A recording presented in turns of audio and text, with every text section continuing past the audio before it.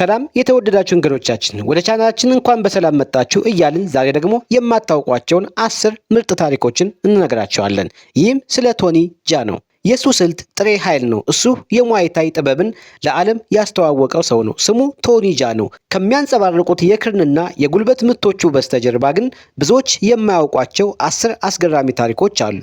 እነሆ ስለሱ የማታውቋቸው 10 ታሪኮች። አንደኛ፣ እውነተኛ ስሙ ፓኖም የሮም ነው። ቶኒ ጃ የሚለውን ዓለም አቀፍ ስሙን ከማግኘቱ በፊት በትውልድ ስሙ ፓኖም የሮም ይታወቅ ነበር። በኋላ ላይ ወደ ታቻኮርን የሮም በህጋዊ መንገድ ስሙን ቀይሯል። ሁለተኛ፣ የልጅነት ህልሙ የዝሆን ጠባቂ መሆን ነበር። ቶኒ ጃ ያደገው በገጠር የታይላንድ ክፍለ ሀገር ሲሆን ቤተሰቦቹ ዝሆኖችን ያረቡ ነበር። በዚህም ምክንያት ከልጅነቱ ጀምሮ ከዝሆኖች ጋር ልዩ ቁርኝት የነበረው ሲሆን የመጀመሪያ ህልሙም እንደ አባቱ የዝሆን ጠባቂ መሆን ነበር። ይህ ግንኙነቱ በኋላ በሰራው ቶም ዩን ጉንግ ዘ ፕሮቴክተር ፊልም ላይ በግልጽ ታይቷል። ሶስተኛ፣ የማርሻል አርት ፍቅሩ የጀመረው ፊልም በመመልከት ነው።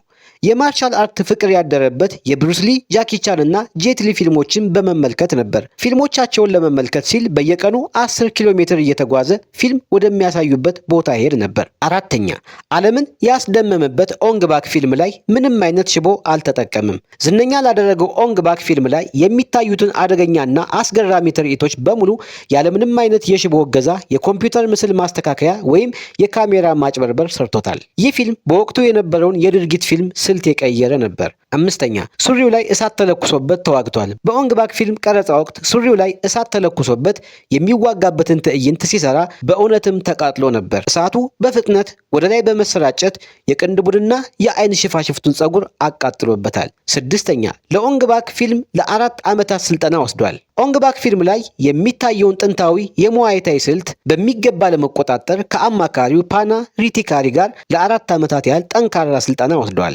ሰባተኛ፣ መነኩሴ ሆኖ አገልግሏል። ኦንግ ባክ 3 ፊልምን ከሰራ በኋላ ቶኒ ጃ ለተወሰነ ጊዜ ከፊልም ዓለም በመጥፋት ወደ ቡዲስት ገዳም በመግባት መነኩሴ ሆኖ አገልግሏል። ይህንን ያደረገው መንፈሳዊ ሰላምን ለማግኘትና ውስጣዊ ማንነቱን ለማሰላሰል ነበር። ስምንተኛ፣ የራሱ የሆነ የውጊያ ስልት ፈጥሯል።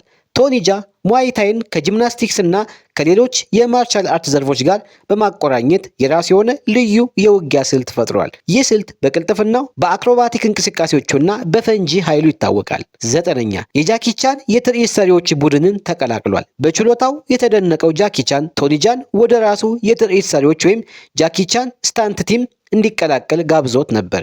ይህም በሁለቱ ታላላቅ የዘመናችን የድርጊት ፊልም ኮከቦች መካከል ያለውን አድናቆት ያሳያል። አስረኛ፣ በአንድ ወቅት የትርኢት ሰሪ ወይም ስታንትማን ሆኖ ሰርቷል። የራሱን ፊልሞች ከመስራቱ በፊት ቶኒ ጃ በተለያዩ የታይላንድ ፊልሞችና ማስታወቂያዎች ላይ በትርኢት ሰሪነት ወይም ስታንትማን ሆኖ አገልግሏል። ከስራዎቹ መካከል ለታዋቂው የሞርታል ኮምባት ፊልም ተዋናይ ሮቢን ሹ በትርኢት ሰሪነት መስራቱ ይገኝበታል። ቶኒ ጃ በጠንካራ ስራና ራስን በመወሰን ከገጠር መንደር ተነስቶ የዓለም አቀፍ የፊልም ኮከብ መሆን እንደሚቻል ያሳየ ሕያው ምሳሌ ነው። የሱ ታሪክ የትኛውም ህልም በትጋት እንደሚሳካ ያስተምረናል።